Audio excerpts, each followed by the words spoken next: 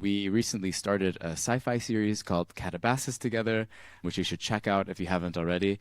My best friend in law school was really trying to convince me to use the law school's servers to mine Bitcoin, which I definitely should have agreed to do. Half the people here wouldn't continue to be here if they weren't making like nice friendships and meeting cool people and more people that they're able to connect with in a deeper way.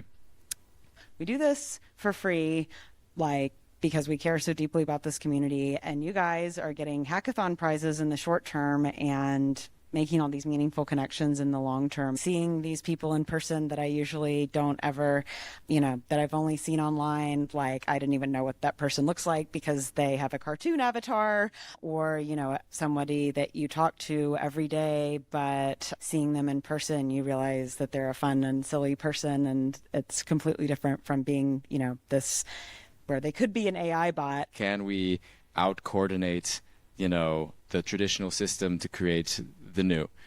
We feel like we're asking our parents to give us permission to, go have a sleepover together, and then we're going to have so much fun doing this. Hey guys, what you're about to watch is one of the many interviews I took during my time in Thailand for Devcon 2024. I was in the country for a total of over a month and got the opportunity to meet a bunch of really cool people and interview them in person. Devcon itself was an incredible and interesting experience, and you can find my full review of it on my Patreon. So if you like the content I've been making and would like me to continue going to these kinds of events and improving, then I hope you'll become a patron starting at just $3 per month for access to loads of bonus content and Blockchain Socialist merch at patreon.com/theblockchainsocialist. All right. Hello again. You're listening to the Blockchain Socialist podcast. I'm here at Devcon in Bangkok in 2024, and I am in a set that is so nice and so much higher production value than I'm ever going to have in my life. And so you're lucky enough to be in this series of much higher production value. But yeah, for this interview, I am speaking to my collaborator and co-author, Beth McCarthy. We recently started a sci-fi series called Katabasis together, which you should check out if you haven't already. And yeah, I wanted to speak to her about some of her experience in experience design and her work as well elsewhere. She is currently the program director of Funding the Commons, and many more things has been involved in a long time. So yeah, I think what we can do is we can start. Beth, I'd love if you could introduce yourself, who you are, what got you into crypto, how long ago it was, and the story that brings you here today.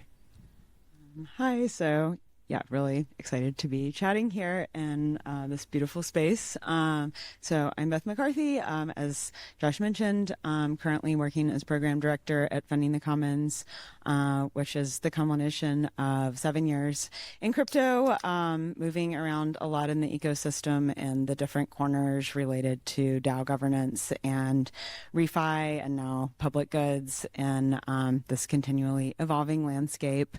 I first came into crypto end of 2017 when I was working with this PR firm that I co-founded back then, and we were working with a large range of emerging technologies. I was always super aware of crypto. My best friend in law school was really trying to convince me to use the law school's servers to mine Bitcoin, which I definitely should have agreed to do.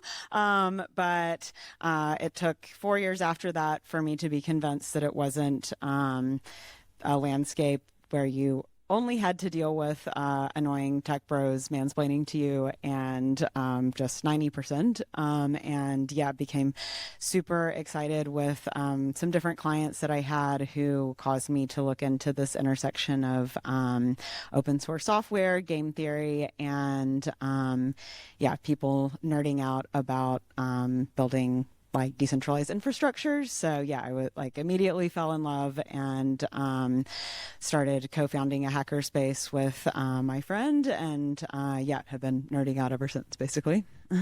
Yeah, so I think what's really interesting is that I think you, more than a lot of people that I know, have been kind of experiencing firsthand many of the, let's say, evolutions and trends in the crypto space as they happened. If you were involved with, for example, DAO Stack, which was like a very early DAO project many years ago, in ReFi and elsewhere. And so, yeah, I think it's whenever we go to these events, always seem to have many different friends from many different places, from your time working in the crypto space. And so now you're working as a program director of Funding the Commons, and I think you put a lot of love and labor in your work to pull off really great events at Funding the Commons. And so what I wanted to talk about a bit is experience design and kind of like the way that you go about or have gone about designing experiences for people at events, and also, creating communities. What are some of the things like in the crypto space that you find in particular about it that you have enjoyed or you found as challenges, or how do you go about creating like healthy communities in the crypto space? So super important question that I wish people were speaking about more, or there's a core of us who have been doing this work since the beginning that have been supporting each other throughout this whole time. But yeah, there's this meme, I think, from Lion the Witch in the Wardrobe or whatever, where it's like, I was there when the old magic was written or whatever. And it, as many of these projects have evolved and gone through an entire life cycle, then it's really interesting to be someone who was there at the very beginning, with projects like Common Stack and token engineering, for example, where it was just a few of us in a room, and now our friend, has written an entire PhD thesis, like following them over many years, and it's really interesting to see some evolutions. I don't know, at the point that we're at now, it almost feels like a lot of the evolutions have gone all the way back to a cycle of a starting point state where we are still facing the same issues of not having enough funding, not having enough ability to staff people, and keep going as in the state of abundance that we're always working toward. And so, yeah, it's a question that I ask myself and get asked a lot, like, why stay in this space when it continually has all of these challenges? And I would say that the factors are, number one, like the interdisciplinary passions that people have for so many different types of work, from protocol designers to governance nerds to people that are really dedicated to this anthropological aspect, and of course the entire world of people exploring financialization that is really interesting. So yeah, I would say this cultural aspect and the diversity of the community. Yeah.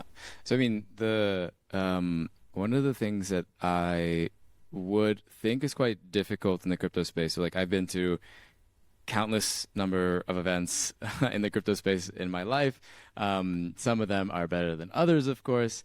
Some of them I've been to where it was very clearly just kind of like a shill fest of basically, people paid money to sponsor an event so that they can speak in front of people, so the event organizers can maximize the amount of money they can get out of it and such.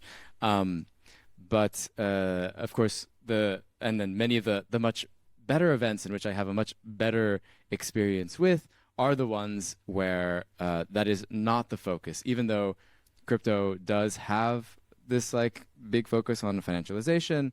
The events or the types of experience and like communities that, of course, that I've gained the most out of are the ones that are obviously, and I don't really get into very financialized ones, but are the ones that are not so financialized and are actually like taking on and taking seriously some of the larger problems within the crypto space that we're trying to actually solve. But yeah, I guess how do you approach the space given the kind of like highly financialized nature of it. Do you mean with regards to experience design around events in general? Right.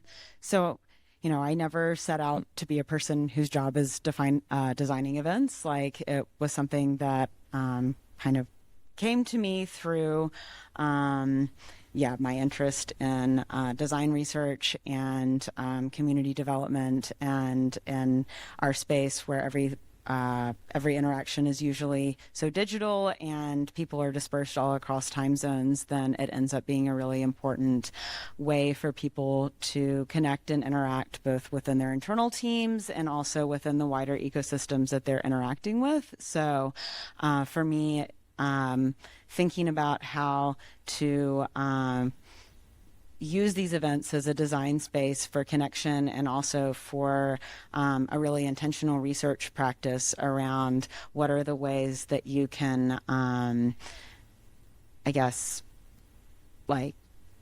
create the space for meaningful connection and for the types of outcomes that are difficult to measure, and having this continual question of what is the purpose of what we are doing as an organization, currently with Funding the Commons, also with the other projects that I have worked with in ecosystem development.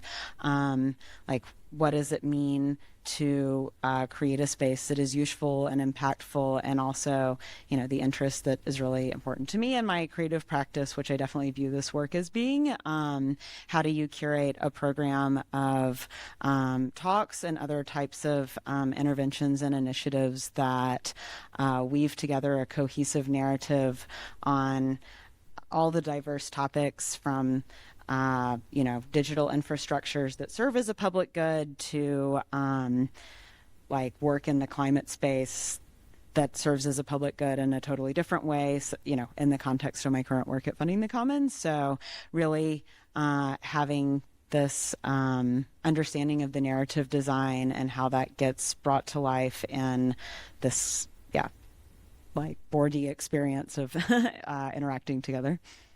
Yeah, so I think because so much of our interactions in crypto are mediated online, it means that I think it makes physical events pretty important, in the sense of, or physical meetups being quite important as a place of where people remember each other as being actual physical humans sometimes, and not just avatars. And so, I think, I think what is particularly, I think, interesting in being in this very weird space where everyone is they get very close to each other, because they rally around the same memes or rally around our particular niche interests. It also makes meeting in person as a wow, you're real. Let's hang out. And there's this certain closeness to it. But also at the same time, I think what it means is that some people don't necessarily understand I think if someone is into the crypto space purely from a deep interest in purely technical things, and it's hard to appreciate the fact that maybe they are making connections with other people that are quite important, and that the fact that half the people here wouldn't continue to be here if they weren't making nice friendships and meeting cool people and more people that they're able to connect with in a deeper way. So I think you lay in this crossroads of having been in the space for a long time, knowing a lot of people through all those experiences, and therefore making the connections between people that ought to be made, that maybe not everyone is particularly saying, which is something I appreciate. Yeah, and it's interesting to mention it like that, because there was this one time in 2020, I think, during the time when events could not happen, where people were going on a rampage on Twitter against my friends and I at ETH Berlin, which, as anyone who is watching this probably knows, very popular conference, and also Shelling Point for a bunch of side events that have been really meaningful for a lot of people and also really impactful over time if you are to apply the types of measurements that can really only be understood over time, such as, launch of test nets that were used for, X amount of purposes that were popularized there, or connections with founders, or connection with funding streams, like all these things that were exciting for people at the moment and has had a deep impact on the space. But as a decentralized space, like there's no one measuring that overall. And now there's an increasing interest / fetishization of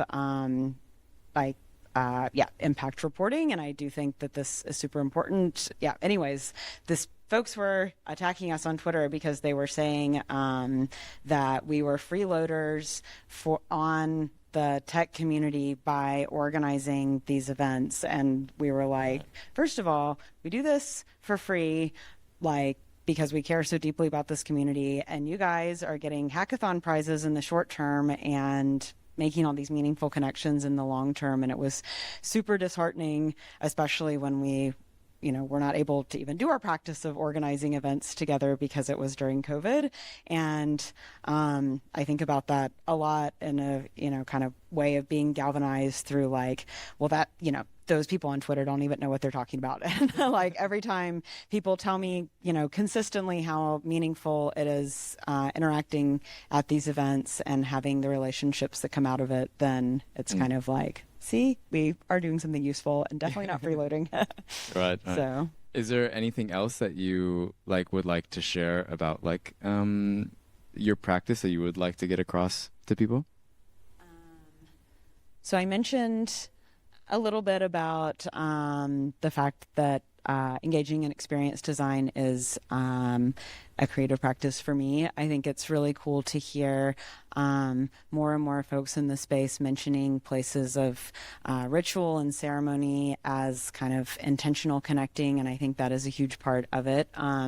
During our talk earlier today, then I was talking a little bit about Walter Benjamin's concept of lived experiences, and something that I think is really meaningful in this idea, which is that there's a certain amount of tacit knowledge and deep understanding of concepts and interrelations that comes out of having going through these lived experiences. There's also another element of it of the collective memory and collective intelligence that gets created through these experiments, and how those are transmitted by the storytelling that happens, and also by the repetition of hearing from the same people as their story continually gets updated, and the deepening of relationships that come across contexts. And I mean, he was definitely not talking about experience design, but I think that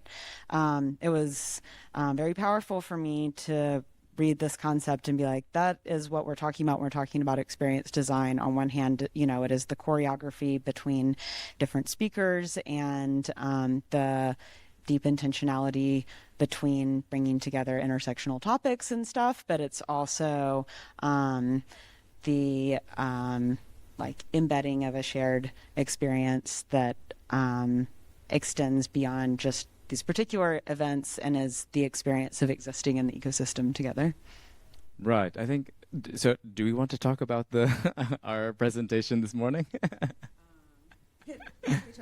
We can touch on it. Yeah. So also I forgot to mention context is that we also did a presentation this morning called Meme Craft, where we were kind of exploring a bit the not only what memes are, but the effects of memes and what are the potential, the good sides and the bad sides of those memes. But the kind of thing that I really liked that you added into the presentation is that there's this dynamic between these two German words that I don't remember at all from, I think, Walter Benjamin, of the tacit knowledge of actually experience something. And I kind of understood the other one as kind of like the abstract understanding of it, or but from at a surface level. Is that kind of Is that how you describe it? I mean, that is my understanding of, the interplay between these concepts. So on one hand, it's the, for example, today we're finishing up the last day of Devcon, and the experience of being here, reconnecting with people that, some folks that we repeatedly see over and over, both in the conference and in regular life, but some people, that we have not seen for years that resurface there. And the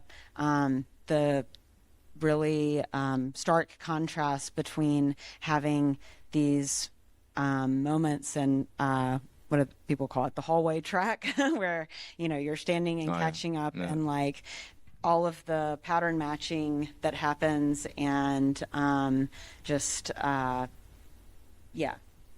knowledge that comes together of like, this person is always walking with this person, so they fit in the relational graph this way, receiving different updates about everything that's happening. And that's completely different than following those same people on crypto Twitter and seeing people posting updates that are completely mediated by the medium of being online, and something that's a conversation that continually comes up, and is also something I feel strongly about. Like, there's just such a difference between interacting in person and not only having all the affective benefits of body language and co-presence, but also the fact that that person is existing with you in time and space, and isn't someone that's pinging you because it's 8 a.m. for them, but you're about to eat dinner, and just, being on the same affective wavelength and sharing the intersubjectivity of,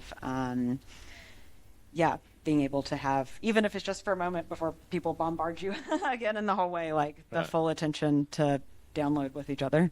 Yeah, I mean, definitely this event feels like, it kind of feels like being on a college campus, but but except rather than like university, it's just like, we're all into this weird crypto thing. And there's definitely always that for me, DevCon it's been really nice, but it's also been like so overwhelming with like the amount of people that I see walking down the hallway. I'm like, oh, I know them, and them.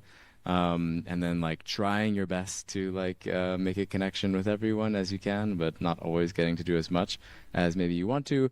But at the very least, you get this like, there's definitely a difference, when you're talking to someone that you have only communicated via, DM on Discord or Twitter or whatever else. It's a completely different experience when you like know this person a little bit more personally, and you know that they are like flesh and bone, and that the tacit knowledge of like touching them is like I think it's part of this. It's basically in some ways like creating a scene in some respects, in which a scene. I mean, there are definitely online scenes, but I feel like there are limitations to those, and there's like a lot of importance in knowing people physically, which is a difficult thing to do whenever it's such a global or like international type of thing. This whole crypto stuff, Definitely. And it was interesting because I happened to be sitting there while the Ethereum Foundation folks were interviewing some different people.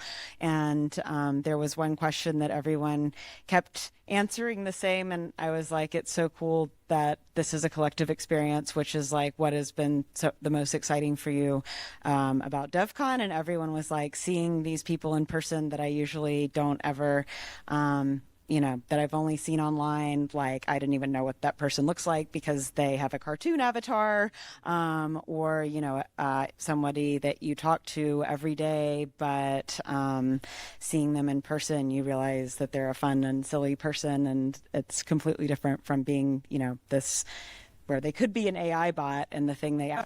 Just reminding ourselves of of those things.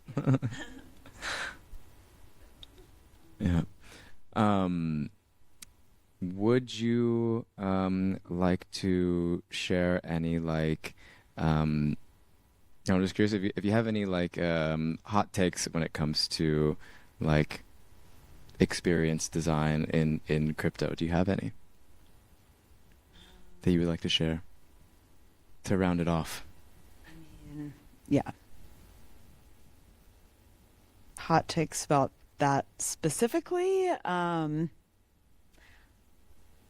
don't know. I'm having trouble thinking about that. I have a lot of hot takes in general, but about that particular topic, I would say, You can pick one in general if you prefer. yeah.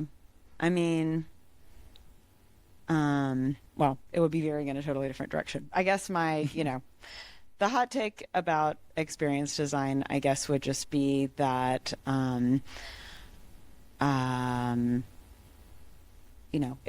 it is very important for people to realize how much effort and care, not just in terms of booking catering or thinking about pleasing sponsors or, making partnerships in various ways, like there's such a massive amount of labor that goes into doing this work. And when people not only appreciate that part, which I think people definitely are increasingly aware of the fact that that is real work, and that even for folks that might come in as a partner and help a little bit, and they're like, it's so fun talking to people about what their panel is going to be, but that it's also a lot of work just keeping up with the social graph of the ecosystem and what are the patterns that are happening and the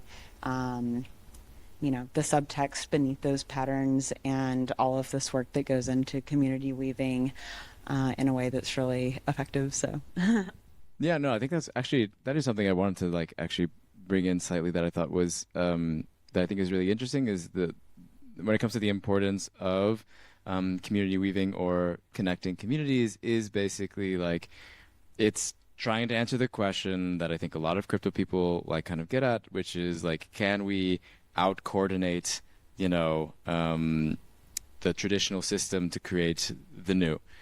And I think that's it's an open question, and part of the variables in this coordination game is will capital be the main incentive for everything forever? Even in the crypto space, just like it is in the traditional financial world, which is part of the problem, and therefore we would not be creating anything all that different. And so I think it's the art of community weaving and which involves the creation of events, but it involves many things, not just that, means that we need to coordinate with one another, or out coordinate capital, that we need to coordinate on our values that are not solely based on, getting rich, basically. yeah, definitely. And also reframing, I think the excitement and enthusiasm of collaborating together on this stuff, and by this stuff I mean on experience design, on creating special experiences together, whether that's the container of a longer residency, the complexity of a pop-up village, iterating on new events like the Design Jam that we debuted this week, or all of the curation work that goes into flagship conference. The uniting factor in all of those is the feeling that happens, sometimes with partners and collaborators, where we're we don't feel like we're, going into some kind of dry strategic meeting, asking for sponsorship or something. We feel like we're asking our parents to give us permission to, go have a sleepover together, and then we're going to have so much fun doing this stuff and talking all night, and that feeling of being so excited to connect and spend time together, and then being okay, we'll figure out the money for that because we want to have this special experience, and Right. just look forward to making something that's really cool for people and that we also really enjoy, because it's so rewarding seeing people gain meaning, and also education about topics they didn't know, and just a deeper understanding of the space and where they sit in the space. So it's super nice. Yeah, nice. Well, thanks so much. Is there maybe just the last thing, if you have any plugs? I guess the main plug is the sci-fi. Should definitely read our sci-fi, which is a satirical take on network states, which still up in the air. Is it a creation of a state apparatus or an excuse for people to hang out? So one thing that we were exploring. Yeah, what other plugs? Well, we'll have Funding the Commons in Switzerland early next year, as well as in San Francisco. And we're also exploring some really cool residencies, as I mentioned. So look out for those. And yeah. And Ontology Machine on Twitter. And, yeah, Ontology If you Machine want. on Twitter if you want to nerd out about ontologies or related topics. All right. So, Well, thank you so much.